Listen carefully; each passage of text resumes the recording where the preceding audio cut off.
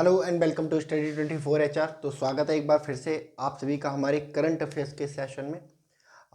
तो last session तक हमने 20 सितंबर तक का जो करंट अफेयर्स है वो कर लिया था। तो इस बार के वीकली करंट अफेयर्स में हम लोग करने जा रहे हैं 21 से लेके 28 सितंबर तक का करंट अफेयर्स। ठीक है,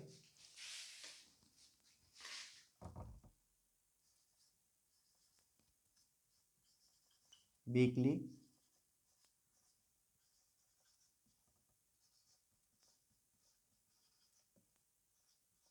वीकली करंट अफेयर्स 21 सितंबर से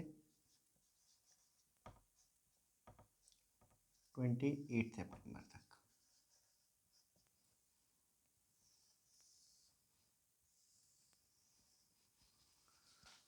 ट्वेंटी एट सितंबर तक। ठीक है, तो चलिए शुरू करते हैं बिना देर किए। तो सभी को पता है कि इंडिया में रिपब्लिक डे कब होता है। तो हमारा जो रिपब्लिक डे होता है वो 26 जनवरी को होता है। ठीक है, 26 जनवरी को क्यों होता है? क्योंकि 26 जनवरी, ठीक है, 26 जनवरी 1950 को, ठीक है, क्या लागू हुआ था? हमारा संविधान लागू हुआ था।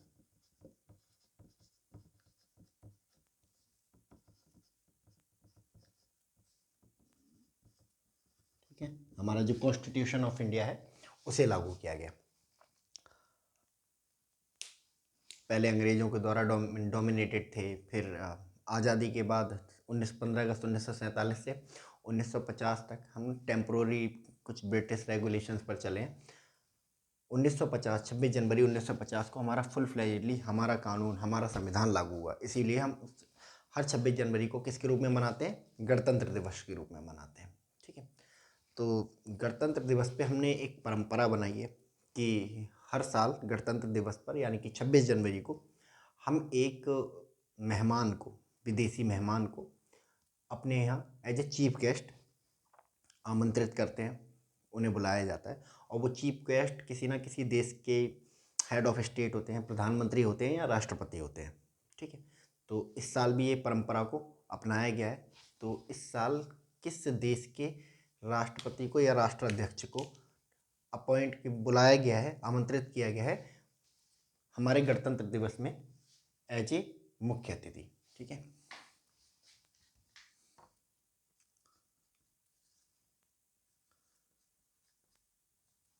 हाल ही में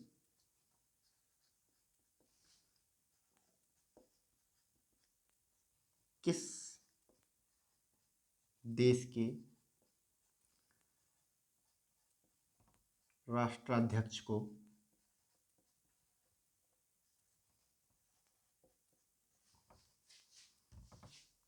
2024 के गणतंत्र दिवस के मुख्य अतिथि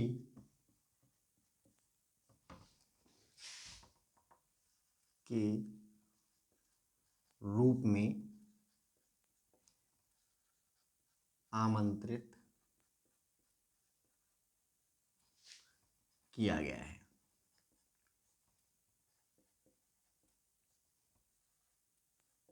ठीक है, किसको आमंत्रित किया गया है? आमंत्रित किया गया है जो बाइडन को। जो बाइडन कौन है? ये अमेरिका के राष्ट्रपति।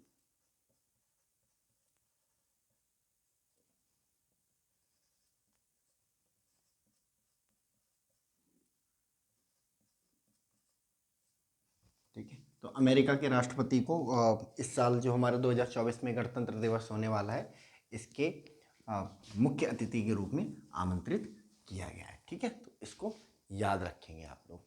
चलिए नेक्स्ट।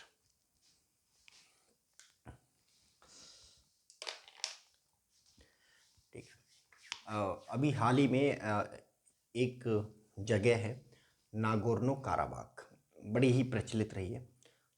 तो इसको लेके दो देशों के बीच में डिस्प्यूट चल रहा है। ठीक वैसा ही डिस्प्यूट जैसा इंडिया पाकिस्तान के बीच में कश्मीर को लेके है। ठीक है, जैसे कश्मीर पाकिस्तान कहता है कि भाई कश्मीर हमारा है, इंडिया कहता है कश्मीर हमारा अभिन्न अंग है, जो कि है भी हमारे हमारे पास कश्मीर का अभिन्न अंग होने के काफ़ी प्राचीन प्रूफ भी हैं और आधुनिक प्रूफ भी हैं।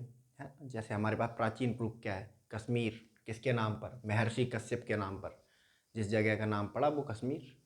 ठीक है, दूसरा, जब भारत और पाकिस्तान दोनों आज़ाद हुए 1947 में, तो उस समय जो कश्मीर था एक रियासत थी। ठीक है, जहाँ पे एक राजा राज्य करते थे। तो अंग्रेज़ों ने जो रियासतें थीं, है ना, उनके राजाओं से कहा कि भाई अगर आपको हिंदुस्तान में मिलना है तो हिंदुस्तान में मिलिए, पाकिस्तान में मिलना है तो पाकिस्तान में मिलिए, और स्वतंत्र रहना है तो स्वतंत्र रहिए। ठीक है, तो अंत में जो कश्मीर के राजा जो हरी सिंह थे, उन्होंने भारत के साथ मिलने का फैसला किया और उन्होंने इंस्ट्रूमेंट ऑफ एक्सेशन, जिसको कहते हैं विलय पत्र, भारत में विलय होने का जो पत्र था उस पर हस्ताक्षर कर दिया और इस तरह से कश्मीर जो है भारत का अभिन्न अंग बन गया। तो ये हमारा आधुनिक प्रूफ था। ठीक है, खैर इसी तरह का एक डिस्प्यूट जो है नागोर्नो काराबाख के लिए चल रहा है। तो किन दो देशों के बीच में, ठीक है, नागोर्नो काराबाख को लेकर विवाद चल रहा है। ठीक है,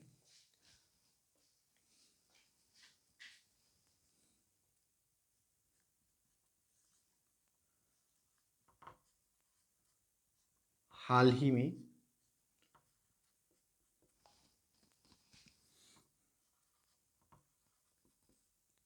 चर्चा में रहा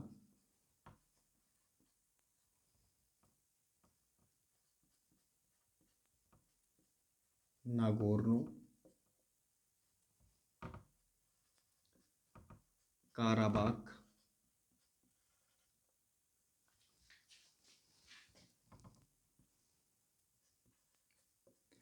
नागोर्नो काराबाख क्षेत्र किन दो देशों के बीच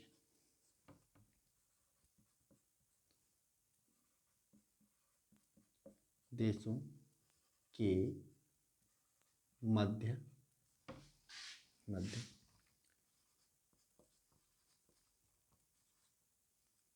मध्य विवाद का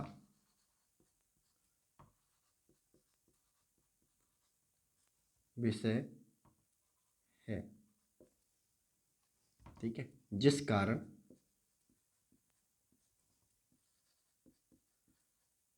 दोनों देश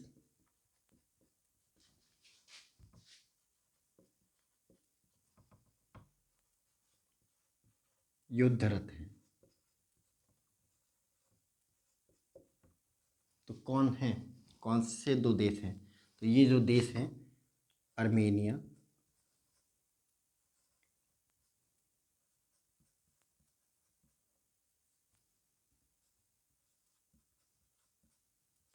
अजर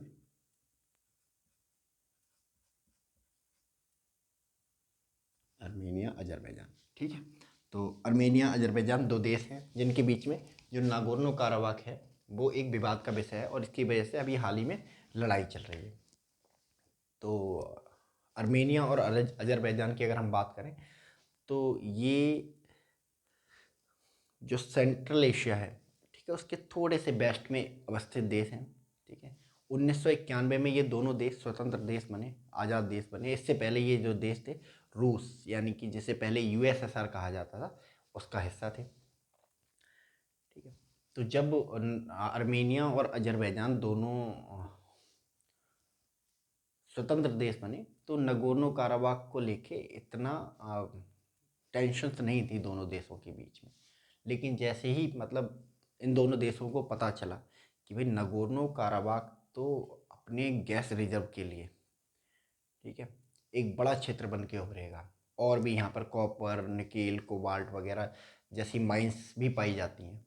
ठीक है, तो जब इनकी खोज हुई माइंस की, तो उसके बाद ये दोनों ही रीजन, जो दोनों ही देश हैं आर्मेनिया और अजरबैजान, क्लेम करने लगे इस रीजन पर। प्राइमरीली जब ये दोनों देश बट के अलग हुए थे रूस से, तो ये जो रीजन है इसका बहुत सारा हिस्सा किस किस में आता था, आर्मेनिया में आता था, ठीक है। बट बाद में अजरबैजान भी इसको क्लेम करने लगा। दोनों देशों के बीच में बहुत बार लड़ाई हुई इसको लेके, ठीक है। बट आर्मेनिया ने जो नगोर्नो काराबाख रीजन है उस पर अपना कब्जा बनाए रखा, ठीक है। अभी हाल ही में अजरबैजान ने बहुत सारे अटैक लॉन्च किए आर्मेनिया पे, और जो नगोर्नो काराबाख रीजन उसका बहुत सारा हिस्सा जो है कब्जा लिया, ठीक है। तो अभी भी लड़ाई चल रही है इन दोनों के बीच में, टेंशन का माहौल है, युद्ध का माहौल है। तो अभी ये डिसीजन फाइनली नहीं हो पाया है कि ये रीजन किसके पास रहेगा, बट इसकी वजह से उस क्षेत्र में काफ़ी अशांति फैली हुई है, ठीक है। तो याद रखेंगे नगोर्नो काराबाख रीजन किसके बीच में है, आर्मेनिया और अजरबैजान के बीच में है।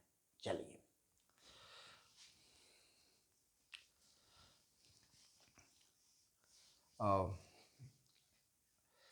अभी हाल ही में अफ्रीका के कई देशों में क्या हुआ, तख्ता पलट हुआ, और जो राजनीतिक सरकारें थी यानी कि लोगों के द्वारा चुनी गई सरकारें थी उनको हटाकर सेना पावर में आ गई।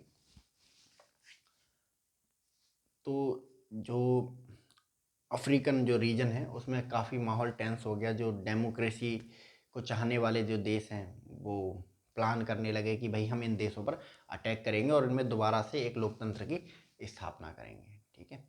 तो इस वजह से ये जो देश हैं जिनमें तख्ता पलट हुआ था, इन्होंने डर कर क्या किया, एक अभी हाल ही में एक डिफेंस पैक्ट साइन किया है कि भाई अगर हमारे ऊपर अटैक होता है तो हम सारे लोग मिलके जवाब देंगे, अदरवाइज अगर हम मिलके जवाब नहीं देंगे तो एक एक करके जो सबकी सरकारें हैं वो अस्थिर हो जाएंगी, ठीक है।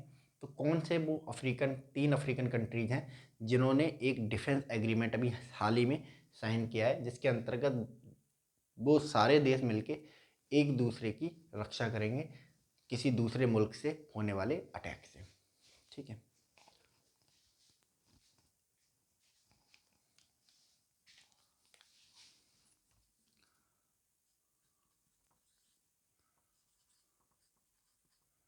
हाल ही में किन अफ्रीकी देशों ने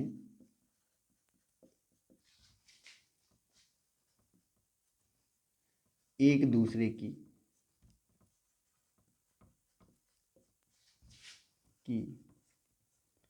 रक्षा हेतु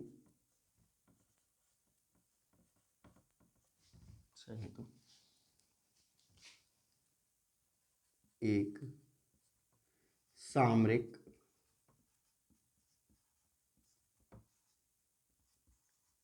रक्षा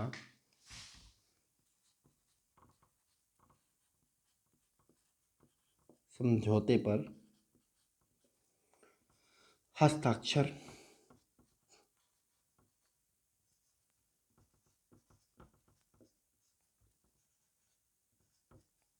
किए हैं, ठीक है। तो ये देश हैं माली,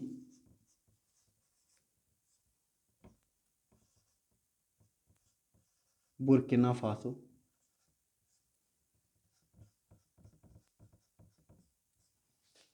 एवं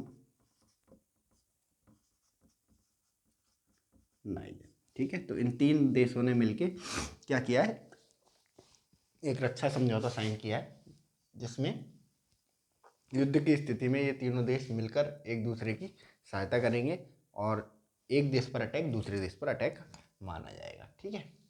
चलिए इसको नोट कर लीजिए आप पहले।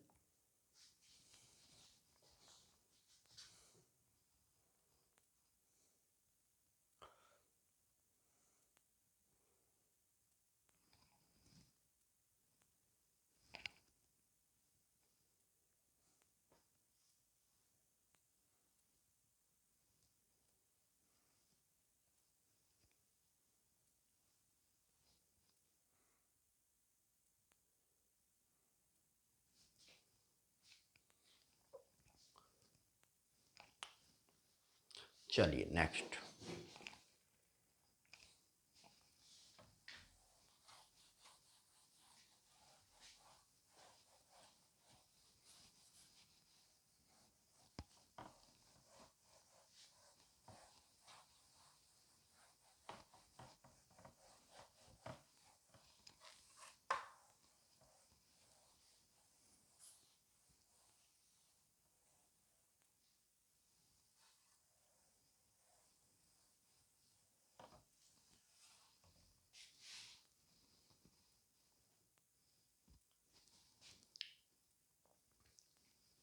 चलिए नेक्स्ट। तो अभी एक कनाडा का एक इंस्टीट्यूट है, फ्रेजर इंस्टीट्यूट, काफ़ी जाना माना इंस्टीट्यूट माना जाता है। तो ये एक रिपोर्ट पब्लिश करता है, economic freedom of world index, ठीक है, जिसमें बात की जाती है दुनिया की सबसे फ्री इकोनॉमी की, सबसे मुक्त अर्थव्यवस्थाओं की। मुक्त अर्थव्यवस्थाओं का मतलब क्या होता है? मुक्त अर्थव्यवस्था या फ्री इकोनॉमी से तात्पर्य एक ऐसी इकोनॉमी से है जिसमें जो मार्केट है या फिर कोई कंपनी है, उस पर सरकार के रेस्ट्रिक्शन या तो बिल्कुल नहीं होते या बहुत मिनिमम होते हैं, ठीक है। इसके अलावा बहुत ज़्यादा टैक्सेस वहाँ पर इम्पोज नहीं किए जाते हैं, इंपोर्ट एक्सपोर्ट पर बहुत ज़्यादा सरचार्जेज ड्यूटी नहीं लगाई जाती हैं। इसके अलावा कंपनी खोलने के लिए, कोई उद्योग खोलने के लिए बहुत ज़्यादा लाइसेंस की ज़रूरत वहाँ पर नहीं होती है। पेपरी प्रक्रियाओं की, जो पेपर से कागजी कार्रवाई होती है, उसकी बहुत ज़्यादा ज़रूरत नहीं होती है। तो ऐसी इकॉनमी को मुक्त अर्थव्यवस्था कहा जाता है, ठीक है। तो ये रिपोर्ट जारी करता है दुनिया की फ्रीएस्ट इकॉनमी की, है ना, economic freedom of world index, ठीक है, फ्रीजर इंस्टीट्यूट। तो अभी हाल ही में इसने अपनी रिपोर्ट पब्लिश की, जिसके अकॉर्डिंग कौन सा देश है जिसने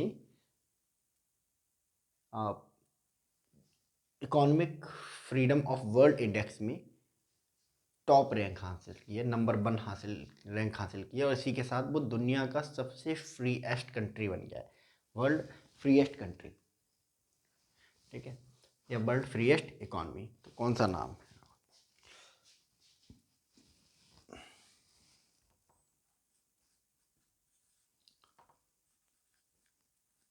हाल ही में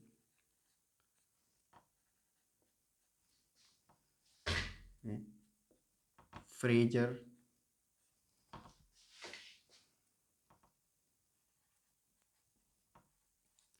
institute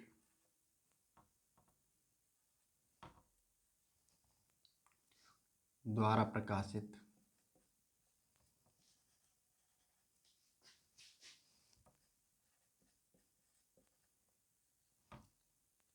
economic freedom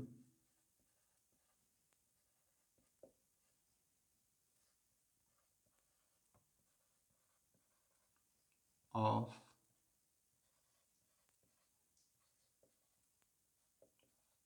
world index के अनुसार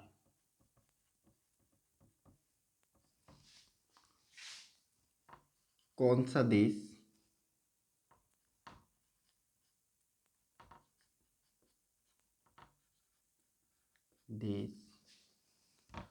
दुनिया दुनिया का सबसे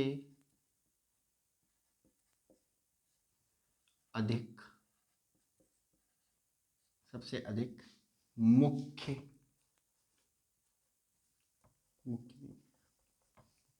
मुक्त अर्थव्यवस्था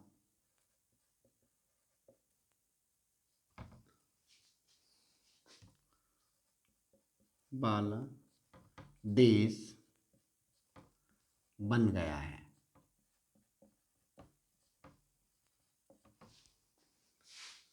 कौन सा देश है? तो ये देश है सिंगापुर।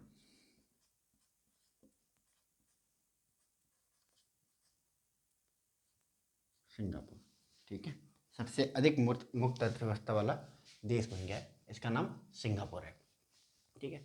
और इससे पहले कौन था? इससे पहले हांगकांग था।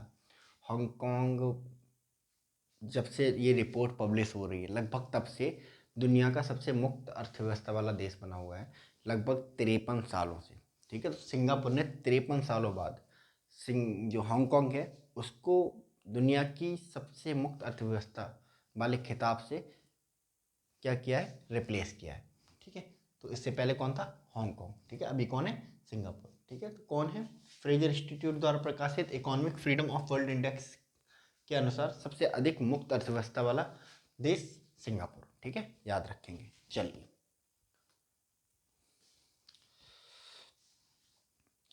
ठीक है, चलो तो जी दुनिया का दूसरा सबसे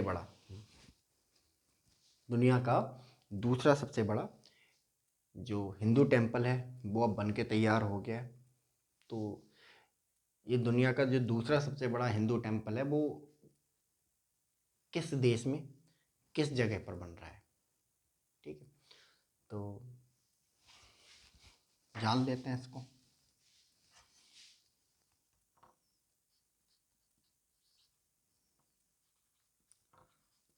हाल ही में दुनिया का दुनिया का दूसरा दूसरा सबसे बड़ा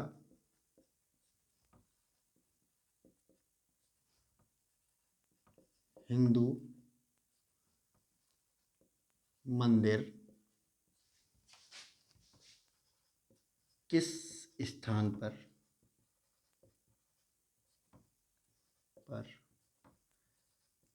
बनाया गया है, ठीक है, किस स्थान पर बनाया गया है दुनिया का दूसरा सबसे बड़ा हिंदू मंदिर, ठीक है, तो ये बनाया गया है न्यू जर्सी, ठीक है, और ये न्यू जर्सी कहाँ पर है, यूएसए में है, ठीक है, यूएसए का एक प्रदेश है, ठीक है, न्यू जर्सी, वहाँ पर इस मंदिर को बनाया गया है। रॉबिन्सविले नाम का एक टाउन है, इतना नहीं पूछा जाएगा आपसे, सिर्फ स्टेट पूछेगा या फिर सीधे सीधे देश पूछ लेगा। तो दुनिया का दूसरा सबसे बड़ा हिंदू मंदिर किस स्थान पर बनाया गया है, न्यू जर्सी, है ना, यूएसए, रॉबिन्सविले में, ठीक है। अच्छा, ये तो दुनिया का दूसरा सबसे बड़ा मंदिर हो गया। दुनिया का सबसे बड़ा मंदिर कौन सा है, ठीक है, दुनिया का सबसे, जीके का क्वेश्चन है ये, स्टैटिक जीके का। तो दुनिया का सबसे बड़ा मंदिर कहाँ पर है, दुनिया का सबसे बड़ा मंदिर कंबोडिया में है, ठीक है, जिसका नाम है अंकोर वाट मंदिर, ठीक है, बहुत बड़ा मंदिर है, लगभग किलोमीटरों में फैला हुआ है। अगर आप इस मंदिर को घूमने निकलो तो शायद ना घूम पाओ 2 दिन में भी, ठीक है, ऐसा माना जाता है। यूट्यूब पे इसकी वीडियो अवेलेबल है, आप देख सकते हो। अंकोर वाट मंदिर बहुत बड़ा है, भगवान विष्णु भगवान नारायण को डिवोटेड है ये, ठीक है, तो याद रखेंगे। दुनिया का सबसे बड़ा Hindu temple Angkor Wat Cambodia में, और दुनिया का दूसरा सबसे बड़ा हिंदू टेम्पल कहाँ बना है अभी, न्यू जर्सी यूएसए में बन के तैयार हुआ है, ठीक है। चलिए लिख लेते हैं कहीं पे,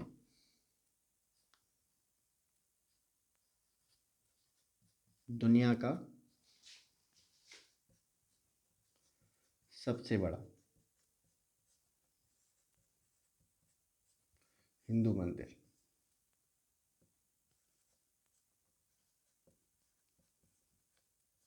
हिंदू मंदिर कहाँ है, अंकोर वाट,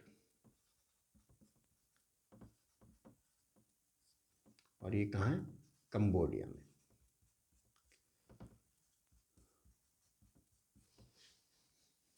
ठीक है। चलिए नेक्स्ट चलते हैं, ठीक है, तो रशिया यूक्रेन का वॉर चल रहा है, तो इससे जो विश्व की जो खाद्य आपूर्ति है, यानी कि खाने पीने की चीज़ें, उन पर बहुत इम्पैक्ट पड़ा है, क्योंकि यूक्रेन जो है दुनिया के सबसे बड़े देशों में से एक है जो खाने की सामग्री बहुत प्रोड्यूस करते हैं, लाइक गेहूँ हो गया, चावल हो गया, ये सब चीज़ें प्रोड्यूस करने में जो है यूक्रेन का एक बहुत बड़ा स्थान है।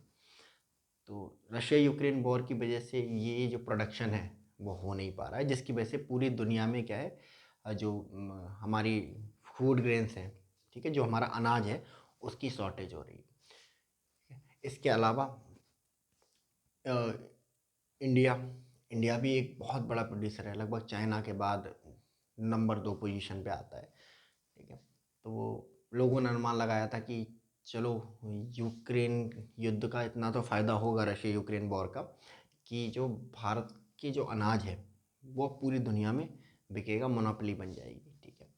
बट इंडिया ने अपने देश में, है ना, देश के अंदर ही बढ़ती ज़रूरतों के कारण जो था जो अनाज है उसके एक्सपोर्ट, उसके निर्यात पर क्या लगा दिया, बैन लगा दिया। ठीक है, ना तो कोई गेहूँ बेचा जाएगा, ना कोई चावल बेचा जाएगा। ठीक है, यूएन ने भी रिक्वेस्ट की कि भाई हाँ बेचो आप, लेकिन इंडिया ने कहा कि हमारे पास 150 करोड़ लोग हैं फीड करने के लिए। ठीक है, अगर एक्सपोर्ट करने से हमारे देश में कमी पड़ गई तो है ना, हमारे देश में तो इम्प्लीकेशन और ख़राब होंगे, है ना। सीधे बोल दिया गया कि भैया अपने लोगों को भूखा रख के हमें कोई पैसा वैसा नहीं कमाना है। ठीक है, तो बैन कर दिया था। बट एक देश की तरफ से इंडिया को रिक्वेस्ट मिली कि हमें आपका चावल चाहिए। ठीक है, तो इंडिया की अच्छी फ्रेंडशिप है उस देश के साथ, बहुत अच्छे संबंध हैं भारत के उसके साथ में। तो भारत ने डिसाइड किया 75,000 टन, ठीक है, नॉन बासमती राइस, ठीक है, चावल एक्सपोर्ट करने का। तो कौन सा देश है जिसको हाल ही में इंडिया ने 75,000 टन नॉन बासमती राइस, ठीक है, एक्सपोर्ट करने का निर्णय लिया है?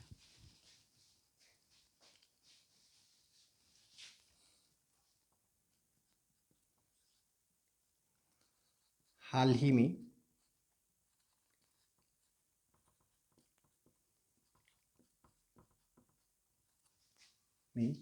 किस देश को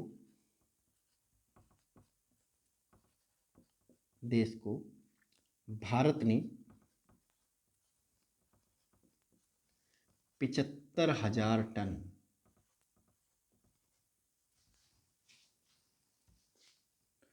चावल निर्यात करने का निर्णय निर्णय लिया है? निर्णय लिया है, ठीक है।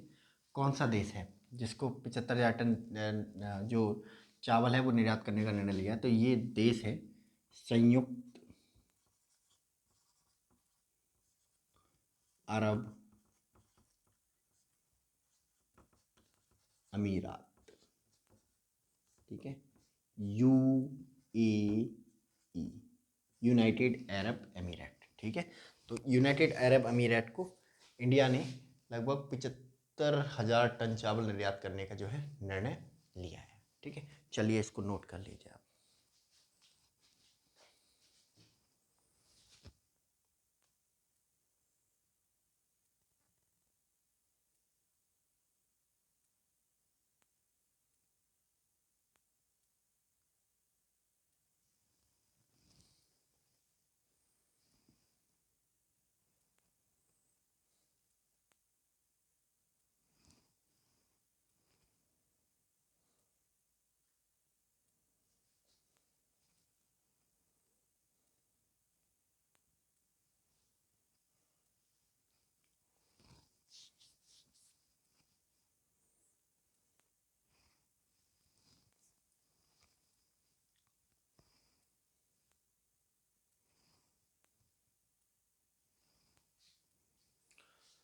चलिए,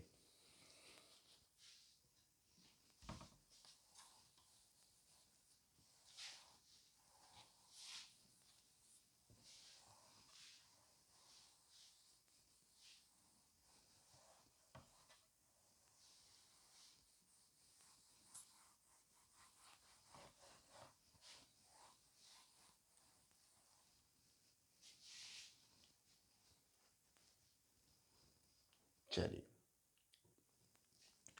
अच्छा, आप सभी ने इस टर्म को, इस बारे में सुना है कभी?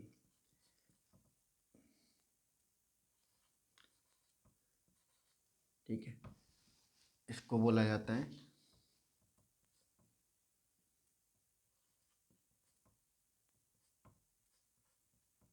आपसपा। हिंदी में ऐसे पढ़ते हैं इसको। ठीक है, आपसपा क्या क्या है ये? इसकी फुल फॉर्म होती है A for armed, F for force, S for special, P for power, A for act. Armed force special power act. इस एक्ट को 1958 में बनाया गया।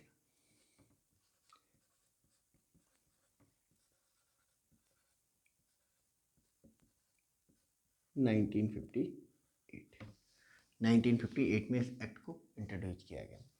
क्यों इंट्रोड्यूस किया गया, क्या रीजंस थे? ठीक है, तो armed force special power act, तो इतना तो हम सेंस कर पा रहे होंगे कि जो एक्ट है वो आर्म्ड फोर्स से रिलेटेड है। आर्म्ड फोर्स यानी कि जो हमारी सेना है, इंडियन आर्मी है, उससे रिलेटेड है। Special power act, special power यानी कि आर्म्ड फोर्स के लिए स्पेशल पावर वाला एक्ट लग रहा है ये। ठीक है, तो जी हाँ, बिल्कुल वही है। ये एक ऐसा एक्ट है जो आर्म्ड फोर्सेज, जो हमारी सेनाएं हैं, उनको एक स्पेशल पावर देता है। ठीक है, किस कंडीशन में स्पेशल पावर देता है? ठीक है, मान लो कभी ऐसी सिचुएशन आ जाती है देश के किसी हिस्से में या किसी राज्य में, ठीक है, कि जब राज्य में अलगाववादी तत्व बहुत ज़्यादा मात्रा में हो जाए, जिसकी वजह से उस देश के हिस्से का भारत से टूटकर, है ना, देश से टूटकर एक नए राज्य में या नए राष्ट्र में या किसी देश में मिलने की नौबत आ जाए। ठीक है, मान लो जैसे कश्मीर है। ठीक है, कश्मीर में अलगाववाद इतना ज़्यादा हो जाता है ना कि कश्मीर का भारत से टूटकर पाकिस्तान में मिलने की जो संभावना है वो बढ़ जाती। ठीक है, उस कंडीशन में armed force special power act लागू किया जाता है। ठीक है, सेकेंड सिचुएशन जब आती है कि जब राज्य की सरकार, ठीक है, राज्य की सरकार ये निर्णय ले ले कि हमें भारत से अलग होकर एक नया देश बनाना है। ठीक है, उस सिचुएशन में armed force special power act लागू होता है। ठीक है, अब क्या होता है इस armed force special power act के अंदर? जब किसी रीजन में, किसी राज्य में या किसी देश के किसी कोने में armed force special power act को लगाया जाता है, तब उस हिस्से में या उस राज्य में जो भारतीय सेना है उसको डिप्लॉय कर दिया जाता है, तैनात कर दी जाती है। वहाँ की जो पुलिस है वो केवल सहायक की भूमिका में रहती है। ठीक है, पुलिस का वहाँ पर पुलिस की या जो सिविल प्रशासन होता है, डीएम, एसएसपी वगैरह, इनका जो जुरिस्डिक्शन है वो ख़त्म कर दिया जाता है। इनकी पावर्स छीन ली जाती है। इनकी पावर उठा के किन्हें दे दी जाती है? आर्म फोर्स को दे दी जाती है। यही स्पेशल पावर। ठीक है, मान लो कहीं ज़िले में, है ना, आर्मी की एक टुकड़ी तैनात है, तो उस ज़िले में जितने भी डिसीजन लिए जाएंगे, जैसे भी डिसीजन हो, ठीक है, वो डिसीजन लिए जाएंगे किसके द्वारा? आर्म्ड फोर्स के किसी अधिकारी के द्वारा। ठीक है, उस राज्य में जो भी बड़े फैसले लिए जाएंगे, ठीक है, उस सेना के कमांडिंग ऑफिसर के अंतर्गत लिए जाएंगे, द्वारा लिए जाएंगे, जो उस राज्य में सिचुएशन को कंट्रोल करने के लिए भेजा गया है। कुल मिला के ये मान लो, अगर जैसे पूरे जम्मू कश्मीर में आपदा लग जाए, ठीक है, तो जम्मू कश्मीर का जो चीफ मिनिस्टर है उसकी जो पावर्स हैं किसके पास आ जाएंगी? आर्म्ड फोर्स के किसी ऑफिसर के पास आ जाएंगी या गवर्नर के पास आ जाएंगी। ऐसा सिनेरियो रहता है। ठीक है, तो ये बहुत ख़तरनाक एक्ट होता है। तभी बोलते हैं कि इंडिया से टूट के अलग होना जो है, कोई अगर राज्य, कोई अगर पर्सन ऐसे सपने देखता है तो वो नेक्स्ट टू इम्पॉसिबल है, क्योंकि हमने सिस्टम ऐसा बना के रखा है। ठीक है, पहले हम कॉन्स्टिट्यूशन से, है ना, क्रश करेंगे विद्रोह को। ठीक है, और अगर सारी चीज़ें हमारे कंट्रोल के बाहर हो जाएंगी तो हम आर्मी से कंट्रोल कराएंगे, उसे आर्मी से कंट्रोल कराया जाएगा। ठीक है, तो कोई उसमें शक व शुबह नहीं है कि इस देश को जो तोड़ने का सपना है वो सपना ही रह जाता है, जस्ट बिकॉज ऑफ दिस एप्सपा। ये फाइनल स्टेज में लगाया जाता है। तो अभी हाल ही में जो सरकार है, सेंट्रल गवर्नमेंट, उसने 2 राज्यों में एप्सपा यानी कि आर्म फोर्स स्पेशल पावर की जो अवधि है उसको बढ़ा दिया। ठीक है, पहले से लगा हुआ था कुछ हिस्सों में, है ना, अब उसकी अवधि को बढ़ा दिया है। ठीक है, तो एप्सपा ये कौन लगाता है? सेंट्रल गवर्नमेंट लगाती है। सेंट्रल गवर्नमेंट का कौन सा मंत्रालय लगाता है? होम मिनिस्ट्री लगाती है, गृह मंत्रालय लगाता है। ठीक है, क्योंकि गृह मंत्रालय पूरे देश में कानून व्यवस्था बनाए रखने के लिए क्या होता है? जिम्मेदार होता है। ठीक है, तो किस 2 राज्यों में आफ्सपा की अवधि बढ़ाई गई है? ठीक है, हाल ही में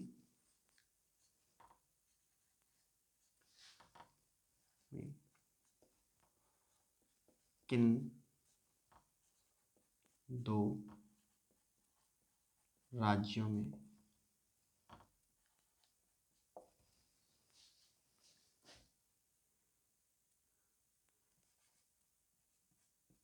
एप्सपा की अवधि को गृह मंत्रालय द्वारा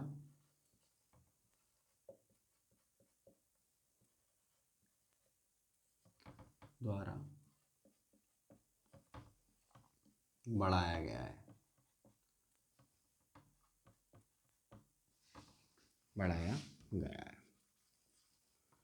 कौन से दो राज्य हैं? तो ये दो राज्य हैं, नागालैंड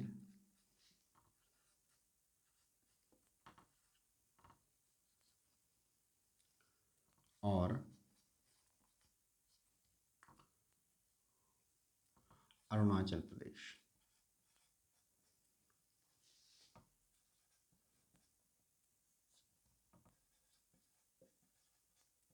अरुणाचल प्रदेश और नागालैंड में क्या करा गया है? एक्सपा की जो अवधि है उसको बढ़ाया गया है। ठीक है, चलिए इसको नोट कर लीजिए।